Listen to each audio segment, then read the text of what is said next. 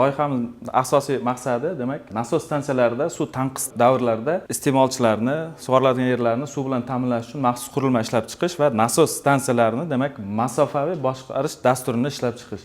Loyihamizning asosiy maqsadi demak irrigatsiya tizimi uchun demak aniq vegetatsiya davrida suv tanqis bo'lgan davrlar uchun demak ekinlarga suvni ishonchli yetkazib berish, ichimlik suv ta'minoti uchun ham bemalol bu dasturimizdan foydalansak bo'ladi.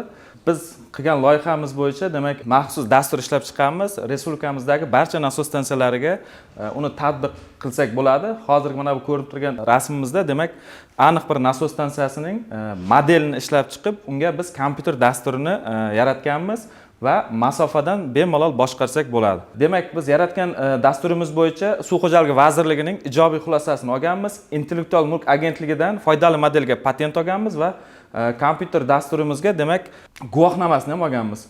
Demak, biz yasaydigan asosiy qurilma suv tanqi, suv sathi tushib ketadigan paytlar uchun demak maxsus qurilma qilganmiz. Buni bemalol masofadan turib, o'sha suv sathi o'zgarishini hisobiga mana bu qurilma yordamida masofadan turib suv sathini ustida turadi.